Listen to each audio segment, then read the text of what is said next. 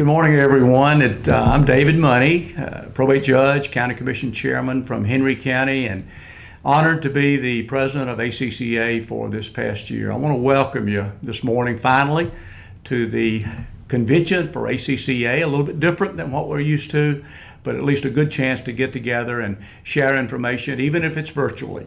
I know it's been a tough year. It's been a tough year in small counties, large counties. We didn't see this coming, but ACCA has done a great job of keeping us ahead of the curve. We've managed to get through this together, and we're going to be better people for it. I hope you're in your county today at your watch party. I hope there's a little food there for you, and you're able to kind of be together as a county and be a part of this. And I encourage you to take advantage of every opportunity, whether it's virtual or tomorrow when it's live, to be a part of this with us. Thank you again for the year that you've had this year. Thank you for doing what you've done for your county and for this association. It's been a real pleasure serving as your president. Take just a minute now and thank one of our sponsors, J.M. Wood Auction Company. On behalf of J.M. Wood Auction Company, I'd like to thank each and every one of our Alabama counties for the great support that they've given us in making our job easy. And also, we do sincerely hope we can see y'all sometime this year. Thank you very much. See you next year. Now let's move into our program part of today's convention. Here to kick off the general session is someone who has been referred to as the head football coach at the University of Alabama, and obviously it won't be Nick Saban, but we're very excited to have Kevin Elko speak to us today about the importance of leadership. We want to thank Tractor and Equipment Company for being the keynote speaker sponsor this year. Dr. Elko has worked with numerous NFL organizations, college athletic programs, and international corporations. Coach Saban often leans on Dr. Elko to help him provide the timely and effective leadership during difficult times like the ones that we have been facing this year. So at this time, it's my pleasure to introduce Dr. Kevin Elko.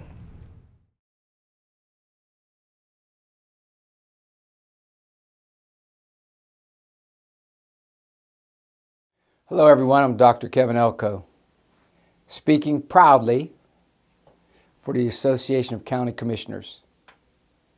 I want to talk to you about leadership. I'm going to give you a program that we currently use in Alabama called Elephant Leadership. Knowing where we're headed, having a direction. And I'm going to talk first about self-leadership. I think we have a leadership deficit problem in our country. And I think we talk so much about leadership, but we don't know what it is. But wouldn't it make sense before I lead anyone else, I should lead myself? So this first part, I'm going to talk about self-leadership. How do I lead me first? Then I'm going to go into what I call the elephant driver, the elephant path. You're going to like this program. And it's going to feel good because what we need right now on these choppy, stormy waters is strong leadership. We need it badly. Leadership. This is a confusing time. Let me make sense of this. Follow me. I think it's time for us to say, look, follow me. I have an idea. I know what we can do here. I know how we can go forward. Leadership. I tell this to our athletes all the time up in Tuscaloosa, work with the team. Match me. Just simply that, match me. Match my faith. Match the way I care. Match my vision. Match me. Leadership. We're going to talk about it today. But let's first go into the whole idea of self-leadership. I talk about a language. I think it's real important about a language. So let's start with this. You want to be a good leader? You want to self-lead? Change your mouth. Change the way that you speak. That's where it starts. Change the way that you talk. Words are powerful. My word shall not come back void unto me. I'll decree a thing be manifest unto me. I'll speak those things as not, as if they are. I really think to be a good leader, you got to watch and change your mouth. There was an article in the Wall Street Journal that said happy, effective people talk different than ineffective people. If you just change your mouth, you're a better leader, you're a happier person. So they said there's a few things that unhappy people, ineffective people say that effective people don't say. They say something different. I work in the NFL, and I go into Indianapolis, into the combines. They have all the players there from colleges. They're all there. And when they all come in, they have me interview them and ask them one question. I just ask them one question while I'm there. It goes like this. Tell me the best game you ever had in your life. Now back to that article about effective people. There's two words that ineffective people speak all the time. I and me. Say it all the time. I and me. If you say the words I and me, you're probably going to be miserable and ineffective. There was a study done when somebody, the CEO, was writing letters out to the board of directors. And they counted the number of times that CEO wrote the word I. And unsuccessful companies, they said I a lot. So I'm at NFL Combines, and I asked this player, Carson Wentz, Eagles drafted him. Just gave him $100 million. Maybe he should have gave me some kickback. Tell me the best game you ever had in your life. That's what I asked him. He kept on saying this word back. We cared. We focused. We prayed. Everybody right now, say the word we. We. Start using that phrase a lot. We. We stood up. I'll speak those things not as if they are. You might even start enjoying your life. This might even be a better year. Guy goes to doctors, and doctor says to the gentleman, says, buddy, you're in bad shape. You have a year to live. He says, doc, anything I could do? He's give all your money to charity. Move some backwoods shack and marry the first woman you can find who has 9 kids. He said, well, save me? Doctor says, nope.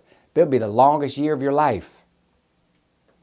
We come together, us, speaking it. The second thing this article went into, in addition to we, talk about what you do want. Quit walking around talking about what you don't want. We're doing a lot of that. Talking about what we don't want. Talk about what you do want. Speak it all the time. Talk about what you do want. Worry is praying for what you don't want. I saw this sign one time. Worry is worshiping the problem. What does that mean? Well, you're giving more energy to the problem. Worship means making important. You're making the problem more important than the solution. This guy's up in his bedroom, hears some rustling down the kitchen. He comes downstairs, there's a man standing there. He says, excuse me, I don't know you. Are you robbing me? Are you a burglar? He said, yeah, I'm stealing your stuff. The man said, would you wait a minute? Can I introduce you to my wife? She's been telling me you're going to come for 35 years. I'd like you two to meet. You think it, you speak it, you meditate on it, you're going to get it. Over and over and over. Talk about what you do want. This guy has a pharmacy. And he's taking a break. And he owns the pharmacy. He's a pharmacist. And he puts a young clerk behind the counter. Man comes in with a bad cough. The young clerk looks everywhere for some cough suppressant. He can't find any. So he gives the guy a laxative. Try not to get ahead of me.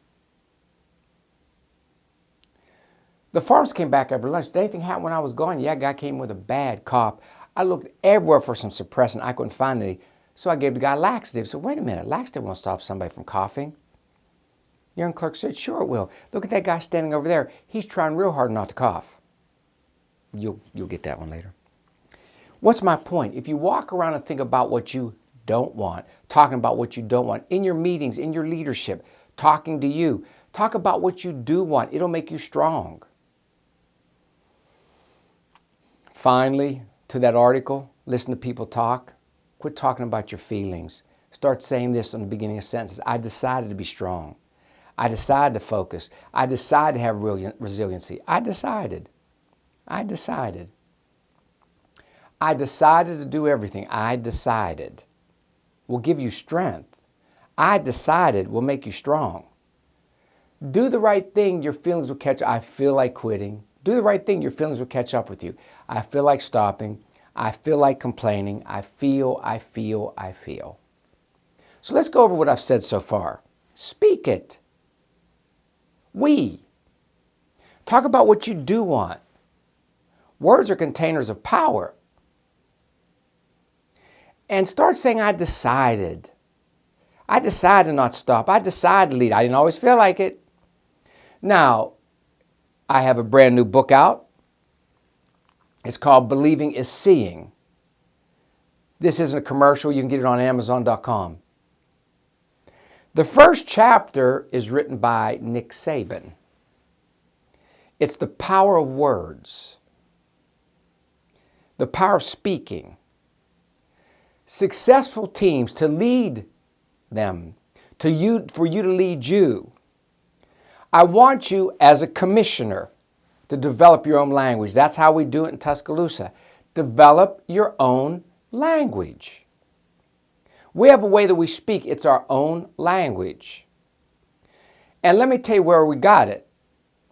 I was reading where the sports team that's the best sports team of all time, nothing's as good as these guys, New Zealand All Blacks. It's a rugby team. And they went over nearby Australia and studied Aborigines going on walkabouts. And they found out that these Aborigines sang their destination into existence. Their parents gave them songs to sing. And they literally just spoke these words into existence. They had a language that got them to their destination, songs of faith. And they got there. At the University of Alabama, we have things that we say, it's our language. I want you to go back and have about 4 or 5 things you say all the time, your language.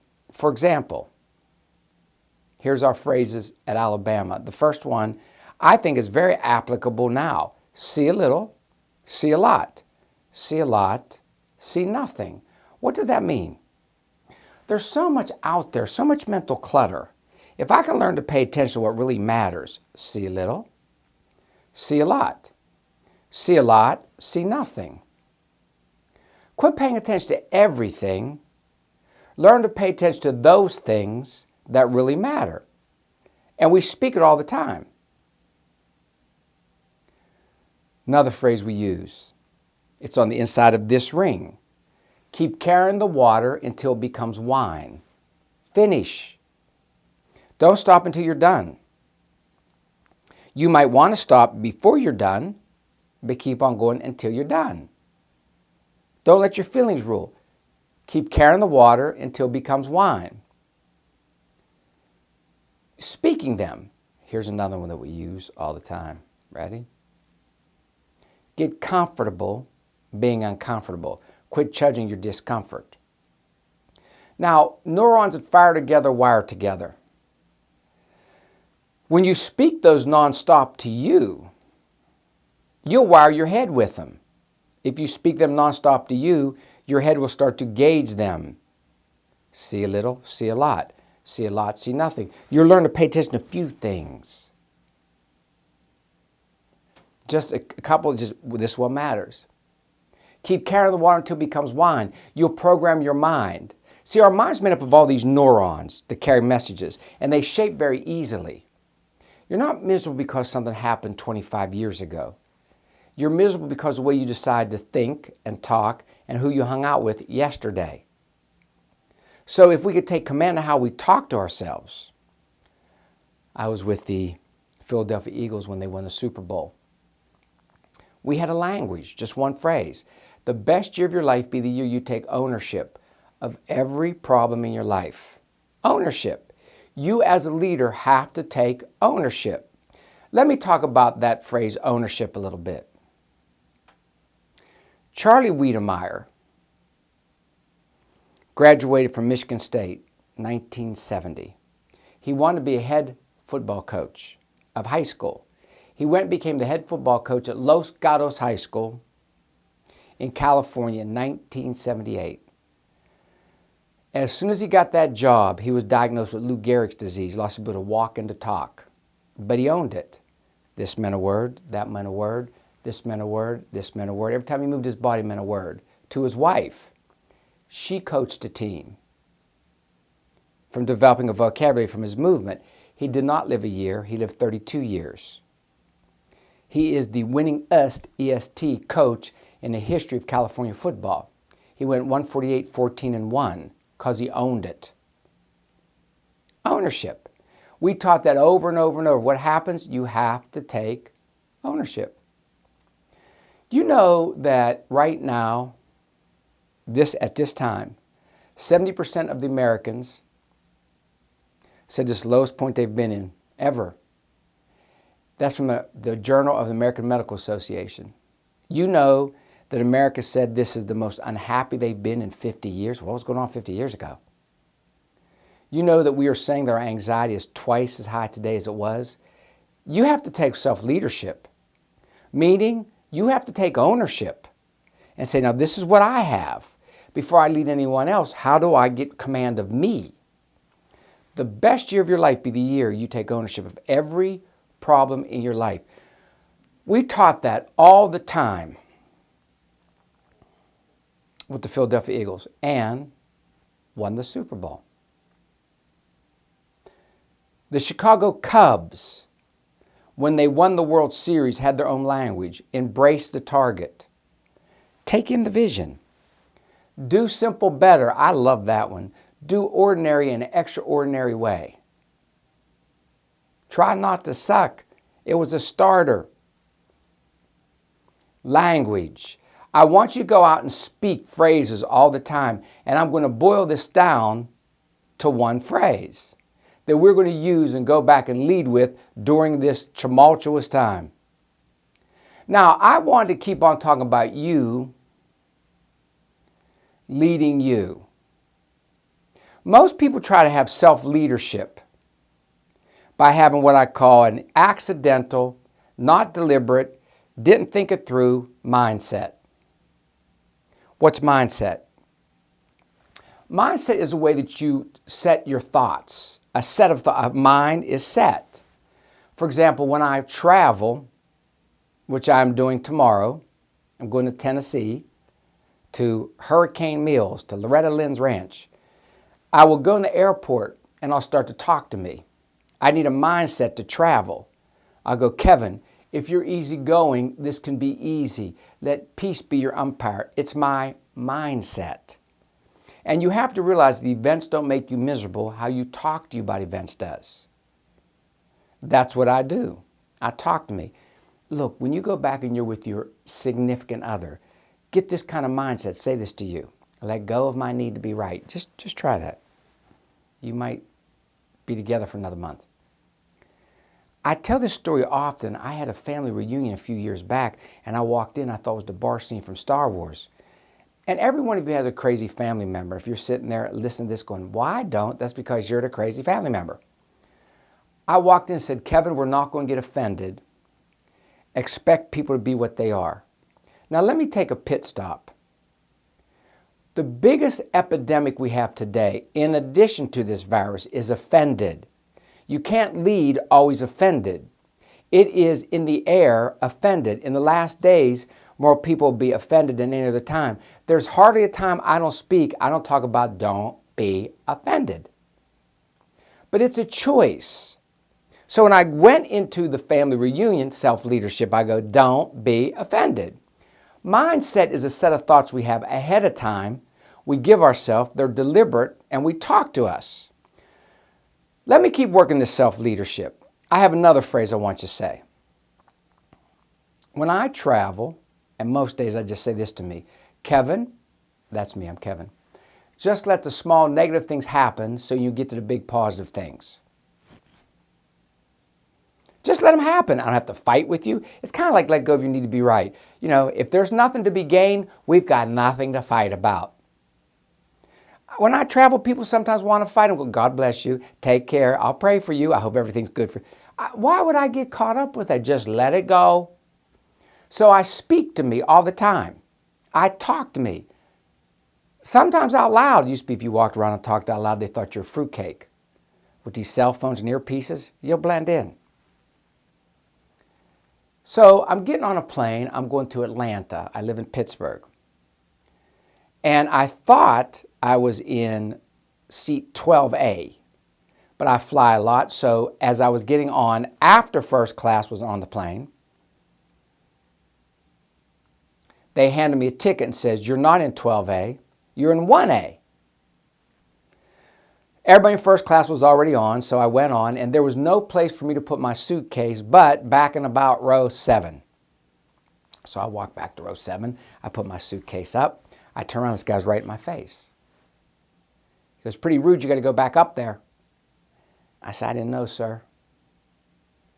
I didn't know. He said, still rude. Now I'm starting to talk to me. It's one of those times. Just let the small negative things happen so you can get to the big positive things. And then my daughter goes to UCLA, had on a UCLA t-shirt. He goes, and they stink, don't they? I just said it again. Just let the small negative things happen so you can get the big positive things. And just thanks for coaching me, sir. Events don't make you miserable. They don't make you stop. How you talk to you about events does. And you got to get command of you first. How you talk to you about those events does. And you could choose how you're going to talk to you. Nelson Mandela walked out of prison. He got a scowl on his face. Bill Clinton saw it. What were you mad about?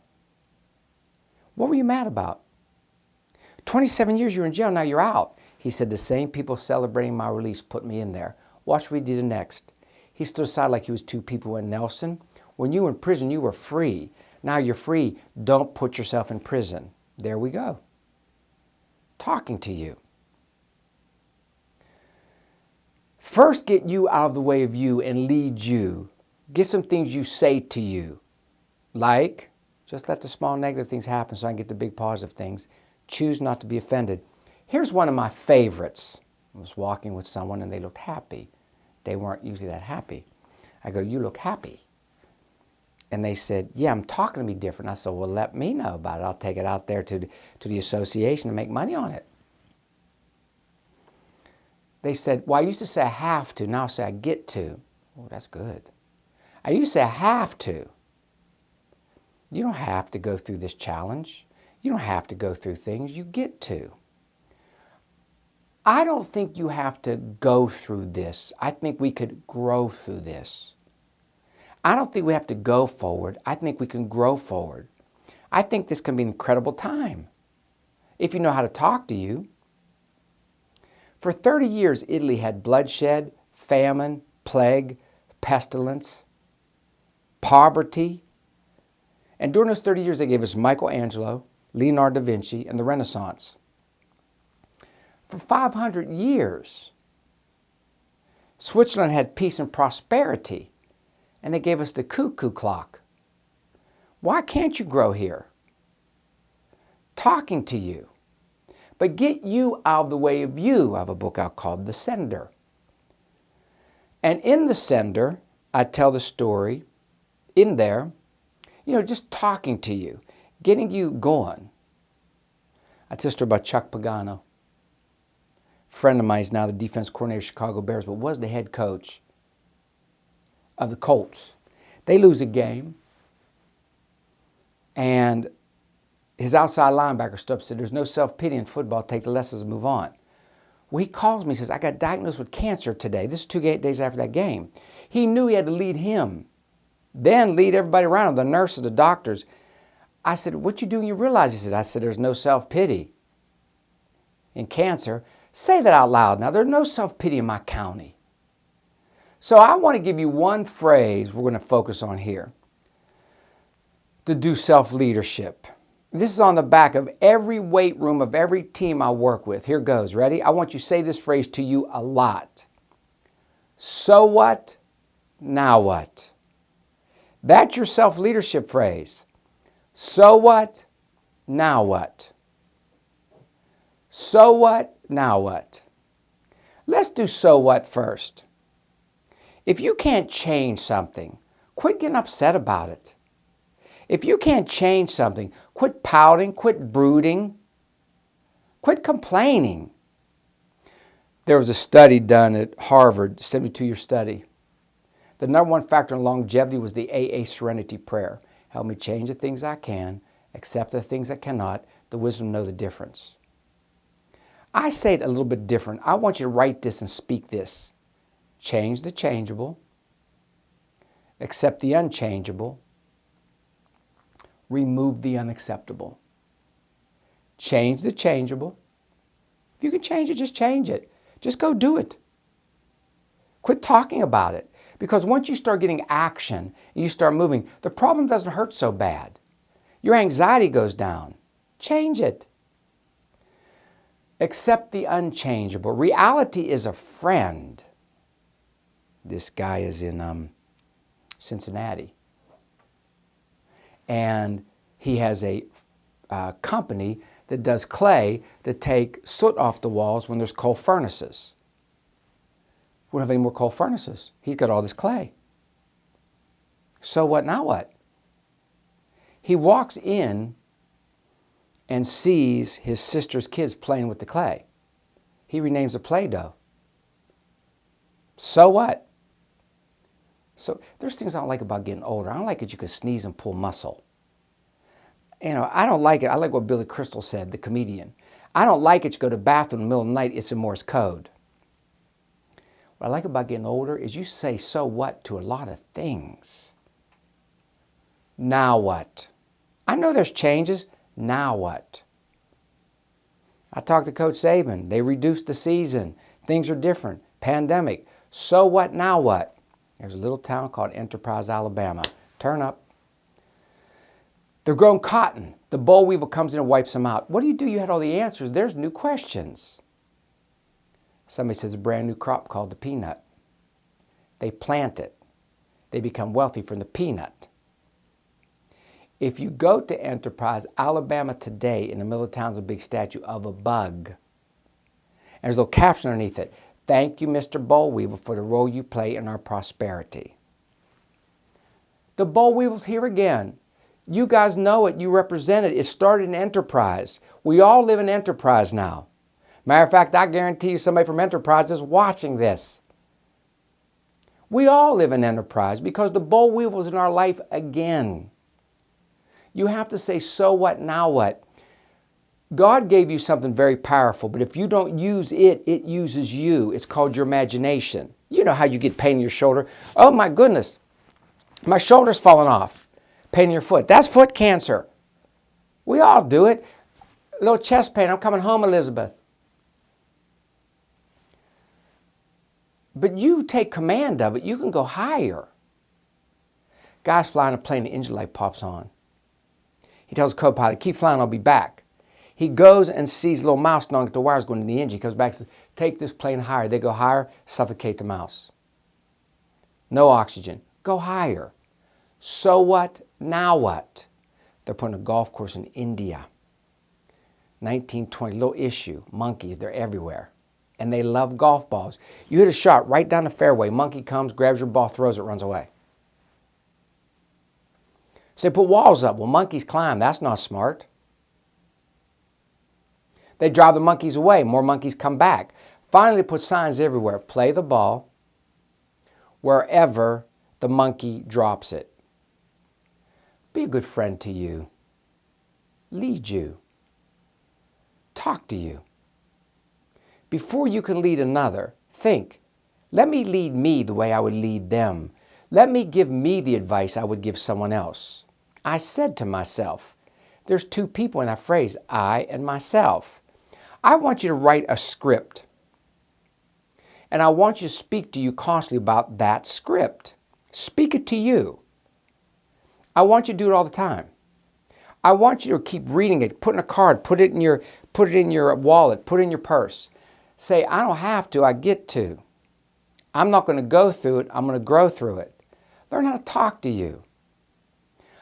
Just let the small negative things happen so I can get the big positive things. Self-leadership.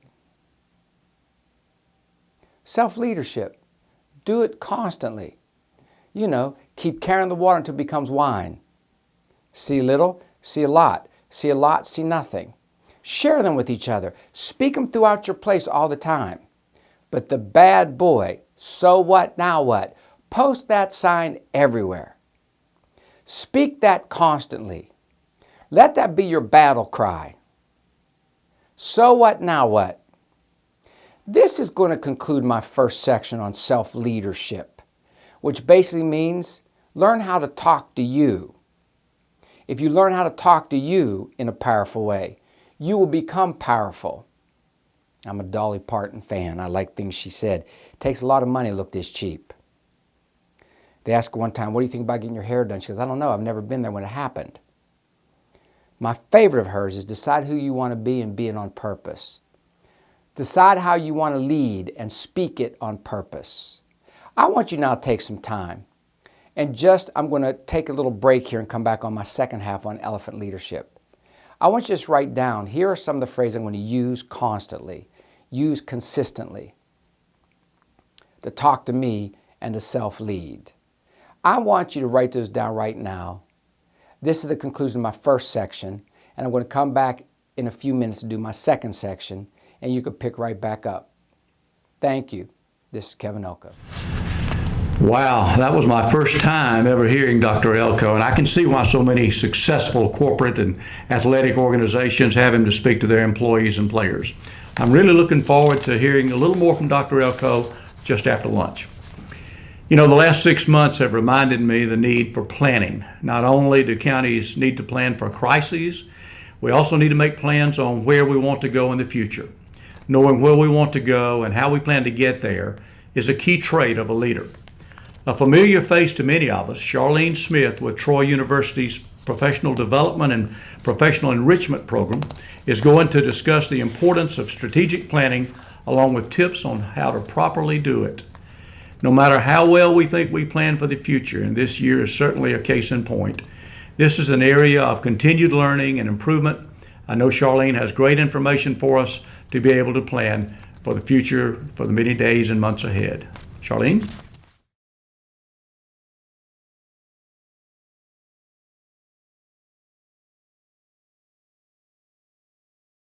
My name is Charlene Smith, and I'm so glad to be with you at your annual convention. One of the things I hate or I'm disappointed about is we can't be together in person, because I really enjoy being with your organization, your group. But what I want to do is get started for just a minute. Let me share the PowerPoint that we are working on today. And that PowerPoint is tools for strategic planning. And a little quote I always give for strategic planning is it's about planning your work and working your plan. Plan your work and work your plan. Like I said, my name is Charlene Smith, and I'm the Director of Continuing Education and Outreach at Troy University. And Troy is really happy about being with you here today. So I started off today looking kind of at what the word strategic means, because I think sometimes we toss out words or I want to call it faddish words like strategic planning, and we don't really think about what it means, first of all, in each of your counties. What is strategic? Relating to the identification of long-term or overall aims and interests, and then also the means to achieve them. It's a carefully designed plan to serve a particular purpose or advantage for your county. Well, let's look at the word planning. Planning means a method for achieving an end. It's actually a detailed formulation of a program of action. So if we put the two together, strategic planning is all about developing a document that helps your county move forward by identifying the goals and the actions that can get you where you want to go. As we get right into it, let me talk to you just a minute about what I call the formal strategic planning process, because it really has 5 main steps or phases.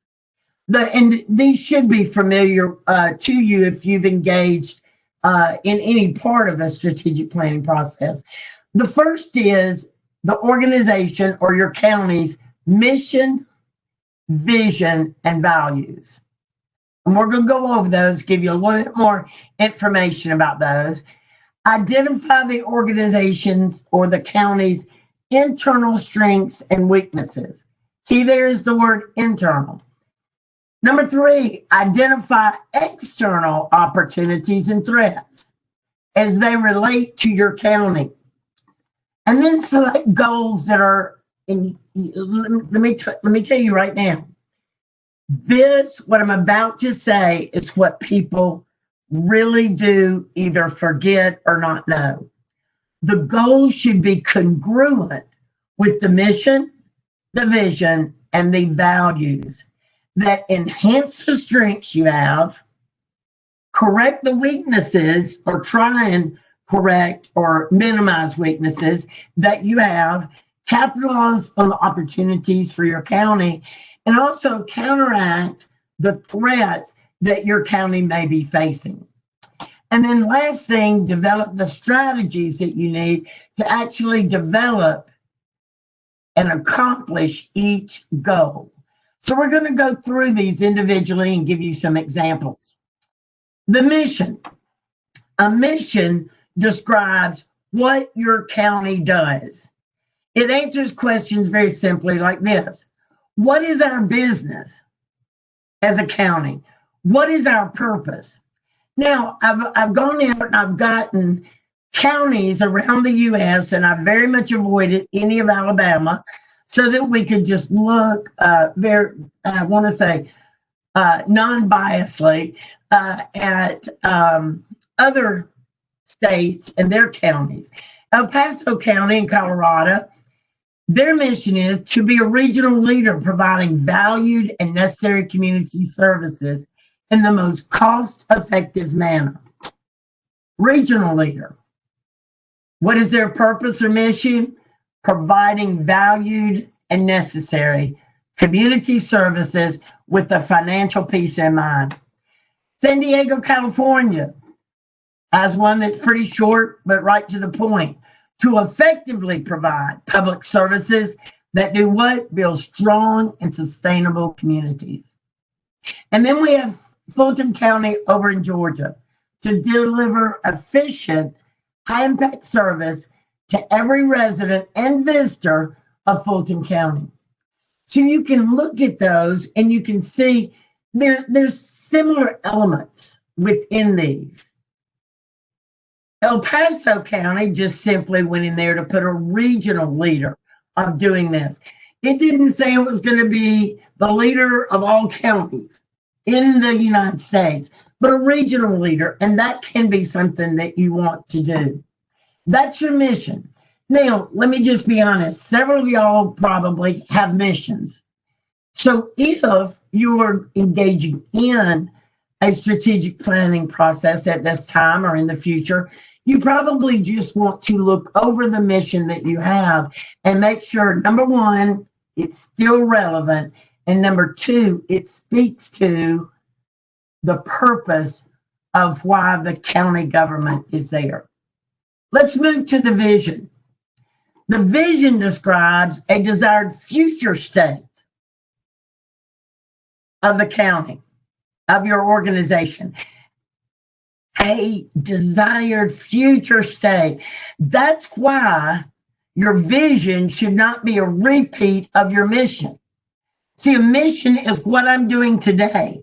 A vision is where I want to go and to grow. And what can we aspire to be? Look at that one more time on the crimson side. Where would your county like to go and grow? And to what can your county aspire? So here's 3 examples. We have Lake County, Illinois, to be a place where all people, families, and businesses have the opportunity to thrive, and its government is an innovative leader and a model of excellence. Ramsey County, Minnesota, to be a vibrant community where all are valued and thrive. Cumberland County, North Carolina, to grow as a regional destination for employment, economic development, commerce, and cultural pursuits. Do you see how this points to there is room for growth? This is where we want to grow. This is where we want to go. And that's what a vision should be about.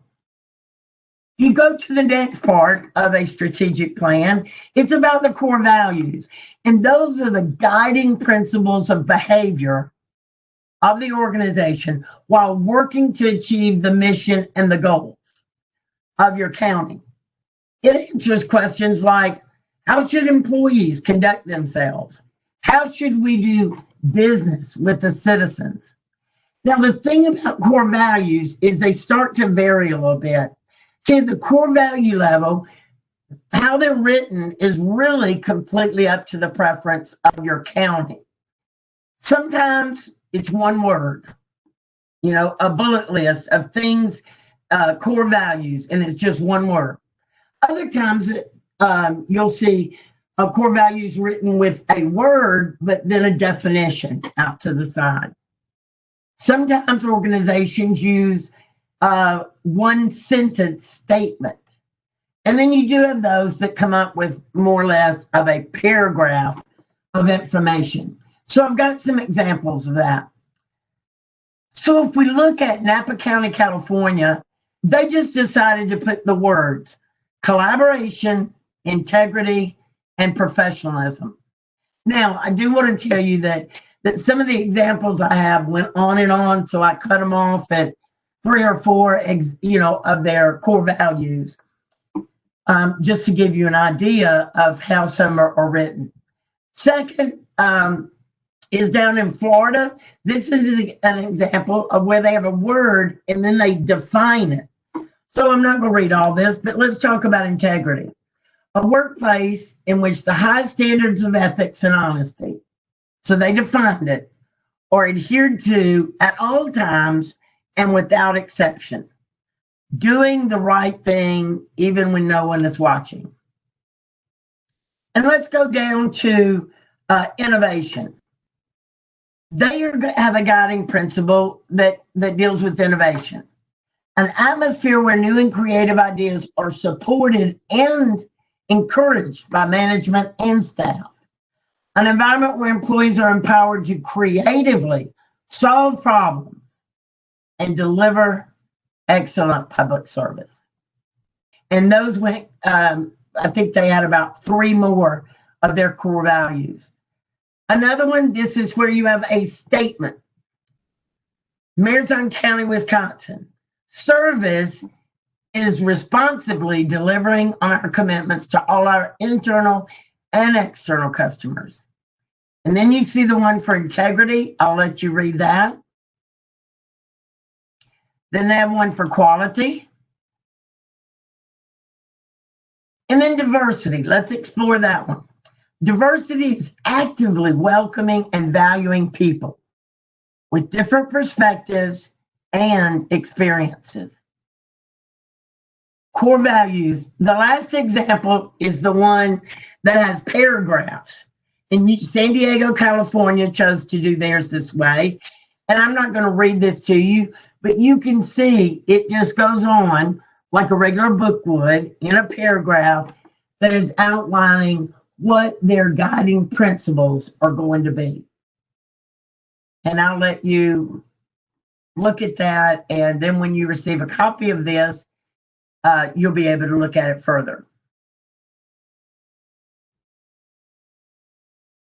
So as I said, sometimes it's one word. Sometimes it's a word and then they define it.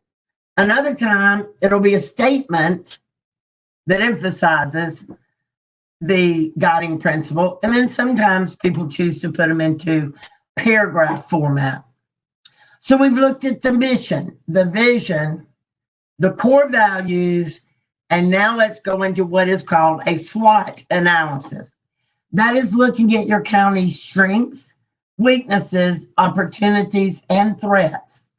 Now, a key part here that is very interesting when we, the department or the Center of Continuing Education and Outreach at Troy, we do hundreds of strategic plans and help organizations whether it's public sector or private sector, federal, state, city, county, nonprofits, all of that.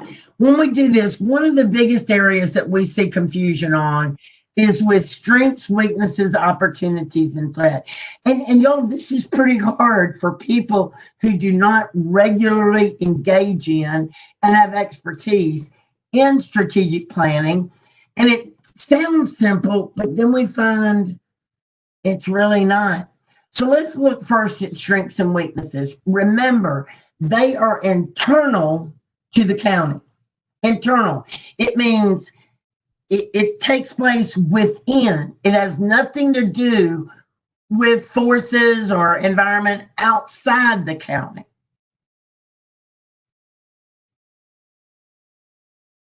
I'm going to give you one example. Your reputation, if it's your reputation, that could be a strength. But if it is citizens' perception of you, that's external. So there's a little variance there. Weakness, it's got to be internal. In other words, it's got to be something that you can to some degree control. So a lot of times we say economic impact. Well, economic impact, y'all, is actually external to the county. Now, it may affect something, and you could say as a weakness, your financial sustainability or your funding. But if you go to say that it's something to do with the economy, that would be looked at as perhaps a threat. Then you have opportunity and threats. Just like I mentioned, that is external. Now, before we go into defining each one of these and looking at the tools you need, I think it's important to realize that I want to remind you again, these 4 areas are the basis on which you actually develop your strategic plan. If you have a strength internally, use it in your plan. If you have a weakness, then we need to have part of the plan dealing with strategies and goals to overcome that weakness. If you have an opportunity out there, your county is not taken advantage of. That's how opportunities build themselves into our strategic plan. And then lastly, threats. Those are things you can't control because they are outside the organization. But what you can do is have goals and strategies that help you minimize those threats if and when they come to you. So let's look at each of these. So strengths, internal to the organization of the county. Now, when you start looking at the strengths, you'll look over to the side and you'll see a long list here of things that I put that might be appropriate for your county. But now you're going to have to make them specific. It could be, let's look at resources, that you lack technology or you have upgraded technology. So you don't just say resources, you put down what the resources are. Maybe it's a new building that you put there that's a strength. Other things, leadership, employee advantages, it could be their competence, their commitment, public awareness, that you have a great internal communication plan, external communication plan that's dealt with your communications department. The culture within the county, unique qualities about your government or county, activities, programs, and down below you'll see services that you provide, those that are strong. Your financial status could be a strength, even though we all have problems with our financial status. Citizen involvement, technology, infrastructure of your organization, competitive advantages you might have, and any historical benefits that come from, it could be things that happened in history over your time within your county. Then you have weaknesses, and I clearly define that as the lack of something. These are weaknesses inside. Y'all, probably financial status or sustainability comes up there. Maybe your IT is not up to what it should be as a resource. Citizen involvement in what it needs to be.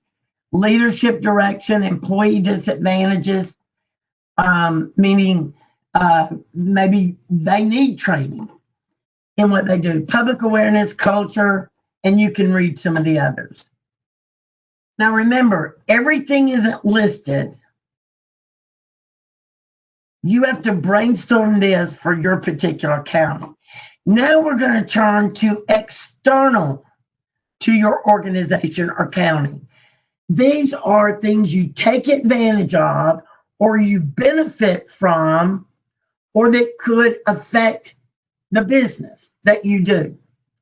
Things that are frequently looked at are social changes, cultural changes, workplace trends, marketing trends, economic fluctuations, best practices, politics, IT, the technology that's coming out, strategic partnerships that you don't yet take advantage of, and even attractions in your area.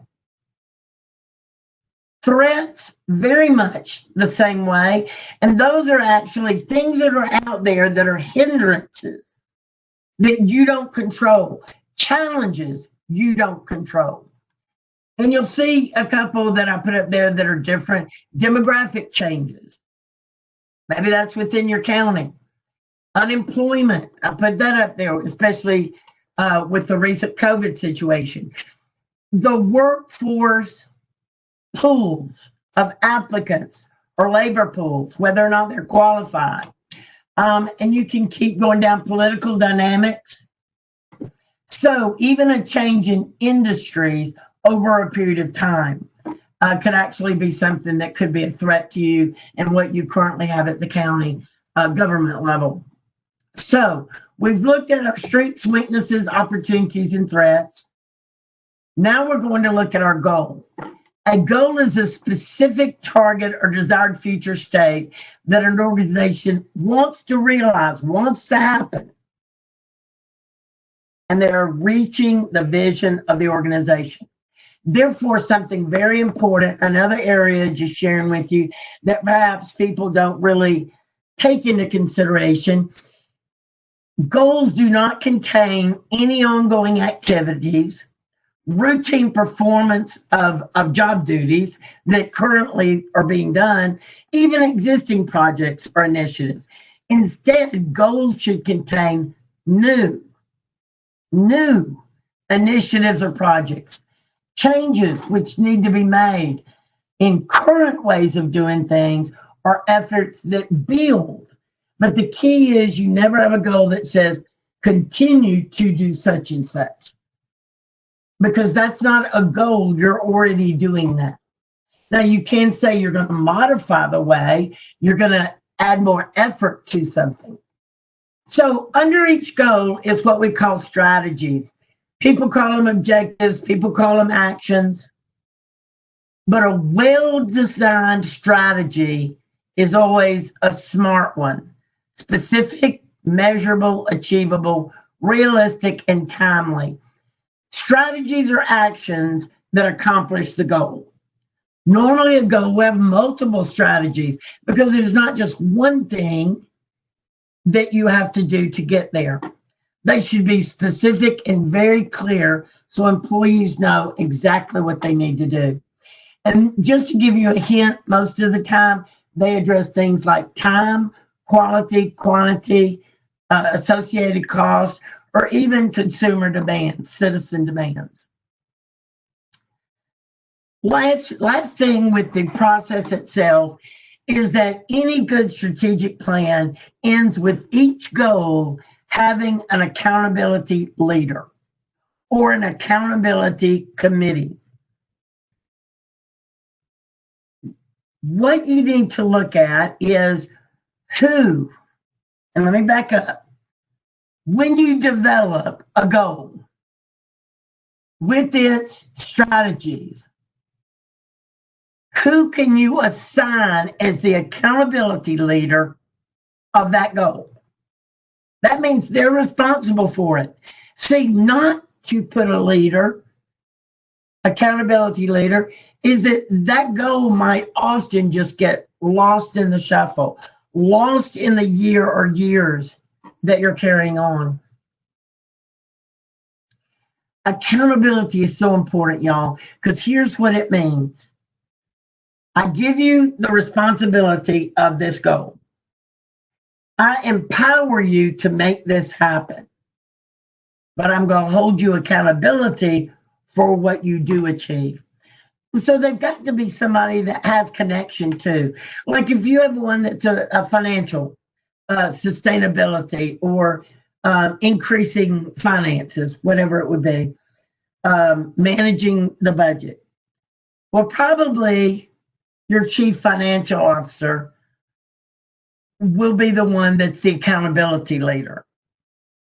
If you have one about highways and roads, well, you're probably going to have your county engineer be over that one, but you got to hold them accountable, and we'll talk about how in a minute. Now, sometimes people choose to put a very small committee together as their accountability group. So instead of saying John Doe is responsible alone, they'll put like 3 people's names. And then those 3 people are responsible for meeting every so often to ensure that they actually are making, measurements. They are moving toward, progressing toward the goal. Okay, what we're going to do for the end of this is we're going to talk about best practices. I think many of you got some tips out of what we just went over. I think, though, pretty much we could all name that a strategic plan has a mission, a vision, core values, strengths, weaknesses, opportunities, and threats, goals with strategies on how to achieve each goal. But what's the best practice out there currently and maybe in the near future for strategic planning? We're going to look, first of all, at when you're setting up for the process, some of the best practices. First of all, it is recommended nowadays that you do a 3-year plan. And let me tell you why. It's not a 10-year plan. It's not even a 5-year plan, y'all. The world is changing so fast that even 5 years from now, things can be so different or changes could take place that your strategic plan becomes obsolete. 3 years recommended. Some want to do every year. I would recommend if you want to do every year, you move it to a 2-year plan, because doing it every year does not give you time to achieve your goals. And you're just going to find yourself kind of on a hamster wheel chasing your tail. So I look at developing a 3-year plan as best practice. Secondly, create a very strong, committed, and diverse planning team. Now, let's go back. Create a strong and diverse. What do I mean by diverse? Diverse means we immediately start thinking of race, sex, national origin, age, disability, all the things that are under protected classes. But let me tell you what I mean by that. All of those things are good, by the way. However, what I mean here too is you've got to get people from all different departments, all areas within your county to be on this team. And what does appropriate mean? It's people who can actually do something, have time to deal with this, show up for meetings. I mean, you can't have a strong, committed team if people can't be at every meeting where you're updating your progress. So it needs to be someone appropriately at a level that can get things done, but we don't need somebody in there just as a filler, because they may not be empowered to get things done. At the same time, you don't want someone, that's the manager over a certain program, but then they never show up. So the core group, I don't know, it's estimated 10, some say 8, some say 12 I recommend 10 to 12 people for the planning team. You need 100% commitment from your key folks, buy-in, whether that's public officials, political officials, your department heads. And that's before you even start developing it. See, you'll have people that go, oh, yes, yeah, right, I'm a department head, I'll do whatever you say. Here we go again, if they turn to their employees. I can't believe we're having to deal with this stuff again. You need 100% commitment from your leaders. And if at all possible, use an outside facilitator. Now, why do I say that? Because that immediately sounds like I'm trying to drum up business, which I always am. But what I mean by that is when you use someone internally, they already have preconceived ideas, even if they don't mean to, about what is best. And what is best comes from what they think, their opinion, their thoughts. So they have a certain vantage point they're coming from.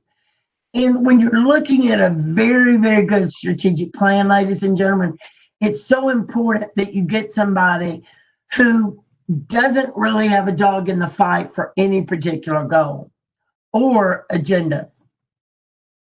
Allow this planning team, give them the freedom to have open and free discussion, meaning everybody on there is equal footing. If you have somebody over here and a department head here, but a manager over here, when it comes to the planning team, they are equal as far as hierarchy and opinions. No one is given more of a voice than anybody else. And it's really important that whoever leads your facilitates, if it's internally, they do not lead the opinion of the people. They can't be led. It's like a witness. Don't lead the witness. We don't lead your planning team.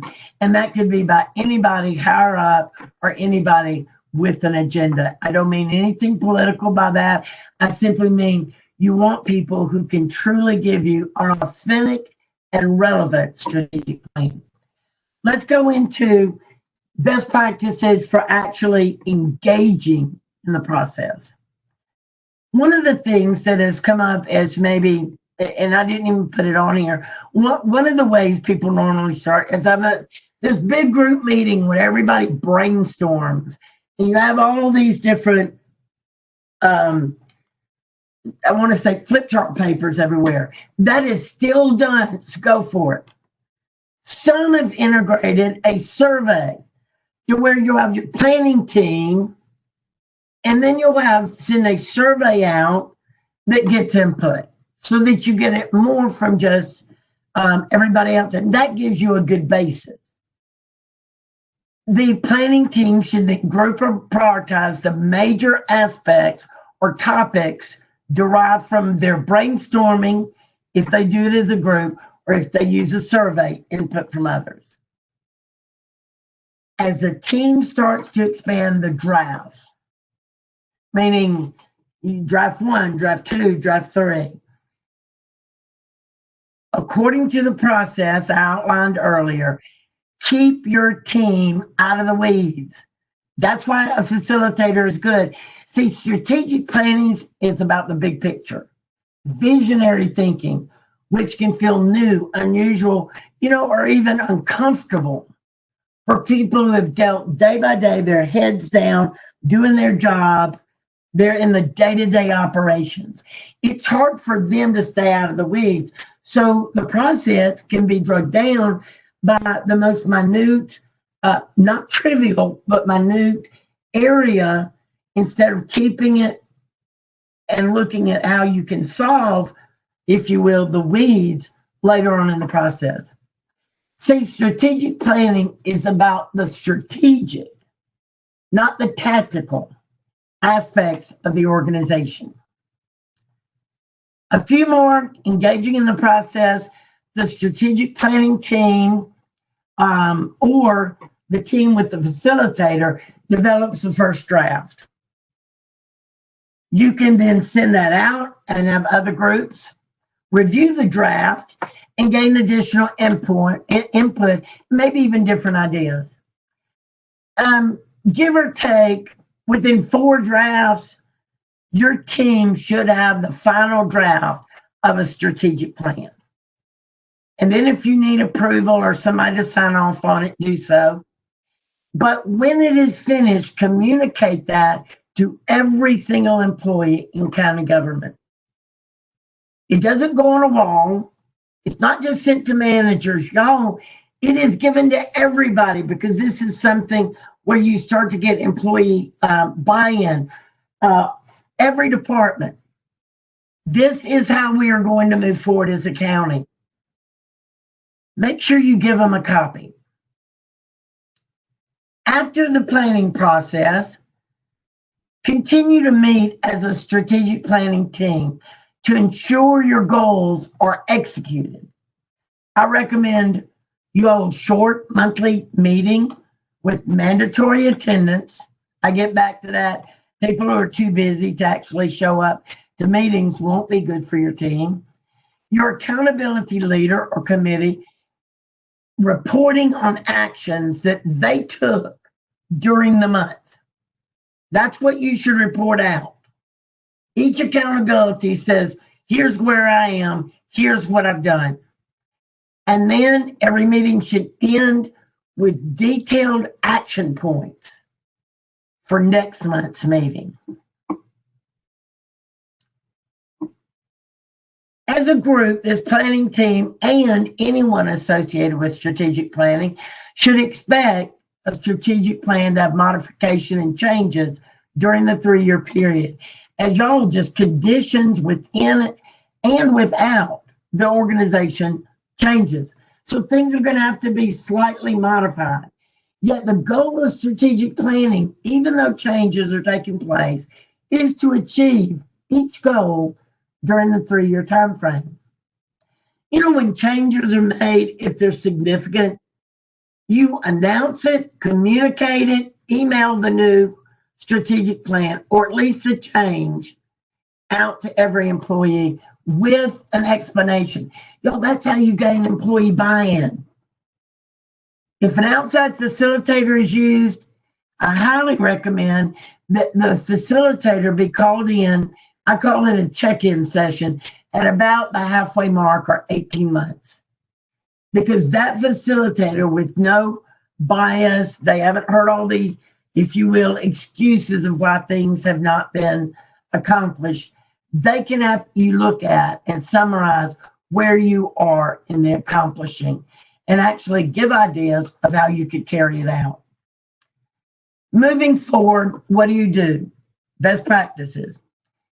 If you've done, and that's the advantage of having a really, really strong strategic planning team. If you've done a great plan, one that this whole presentation has been about, you don't have to go through this process again.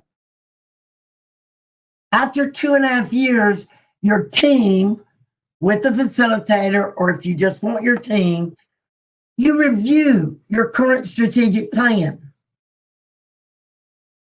And if you use an outside facilitator, you don't have to go through the whole plan because they know the questions to ask you. What ends up happening is you modify the current plan, which becomes your next 3-year plan. Now, that next 3-year plan will have goals that you didn't accomplish, which I hope are very few, if any, new initiatives, and then probably you're going to add a few more strengths, weaknesses, opportunities, and threats as conditions have changed. I doubt you go back over your mission, your vision, or your core values in just 3 years. Probably you just edit, if you will, modify the SWOT. So when you look at that, it really is just adding a lot of new initiatives with an update. You don't have this entire process to go through. And y'all, that's the advantage of a good, strong strategic plan. You have to have that first, before you can have what I call a reprieve in every 30 years having this huge strategic planning initiative. Like I mentioned, my name was Charlene Smith. I'm sure during this time you may have questions. You may want a copy of this PowerPoint. You may want to contact me and say, I didn't understand this particular thing. Or do you have any advice here or there? I give you my email address there because I think it's important that you have someone that can kind of serve as a resource, an area of expertise that you can call and get information from. So in ending, I want to share a last thought with you.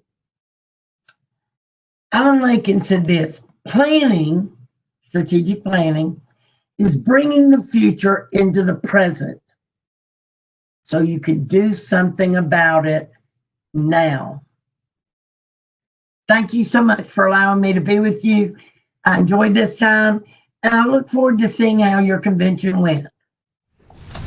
Thank you, Charlene. That was very enlightening.